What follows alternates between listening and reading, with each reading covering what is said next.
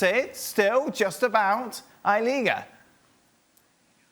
Oh, there definitely is. And bear in mind as well that although it's a 2-point lead, it might as well be a 1-point lead because Real Madrid have a head-to-head advantage over Atletico Madrid. So if they were to finish level on points, Real Madrid would win the league, not Atletico. Now, of course, what that means in practical terms is that if Real Madrid win their final 2 games, they don't need Atletico Madrid to lose to be champions. They only need Atletico Madrid to fail to win once. A draw and a victory for Atletico Madrid and 2 wins for Real Madrid would be sufficient for Madrid to win the league.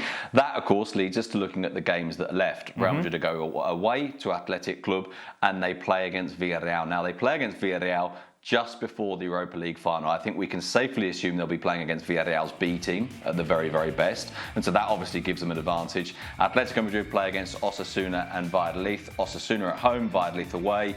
Valladolid, I was there this evening watching them play. They've been beaten 2-0. They're fighting for their lives. They could well be fighting for their lives on that final day, which of course, in theory at least, would make them more dangerous. So I think it's absolutely right to say that the league title race is still on. And I'm absolutely right to say Barca are out of it. Yeah, I think so, because you look at the size of the gap, but not only that it's 2 teams they have to overcome. If you looked at it and thought, well, you know, they need to catch 1 team and they need results to fall their way, fine. But they need results to fall their way both in the case of Real Madrid and in the case of Atletico Madrid. So I think it's done, quite apart from the fact that if anything we've seen over the last 4 or 5 weeks, it's that they can't be trusted. Barcelona, when they've had the opportunities, they haven't taken them. I was in Valencia the other night to watch them and they seemed comfortable. They played very well in the first half and they threw it away. And that's just been the case with Barcelona for the last 2 or 3 weeks. And it's interesting, Real Madrid's month, Sid, considering the performance that they put in or didn't put in against Chelsea in the Champions League, that they still manage to put these sort of performances together to keep them in the title hunt. I think one of the interesting things about Real Madrid tonight, if you look at the team, is how young it is.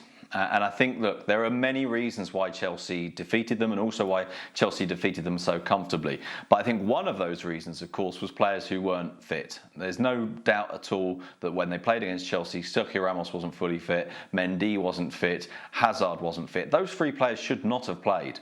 And none of those 3 players played tonight. And I think that makes a very significant difference. He went for 2 very young players in the 2 fullbacks, both Marvin and Miguel Gutierrez. It was, I think, a quicker, a more dynamic team. It felt like a message as well. And I think, you know, there's also another reality, which is that however many injury problems they've had, Real Madrid, and they've had more than anyone else in La Liga this year if you add injury and corona cases together, they still have an enormous squad. They still have the capacity to put out a team full of very, very good players, very, very expensive players, and players with a huge amount of talent. And in particular, of course, this season, what we've seen with Real Madrid is that the middle 3 has been pretty consistent in terms of how they've played, albeit it's true that they've really pushed in terms of the minutes, Modric, Kroos and Casemiro. And then, of course, they've got possibly the best goalkeeper in La Liga and possibly the best striker in La Liga with Karim Benzema.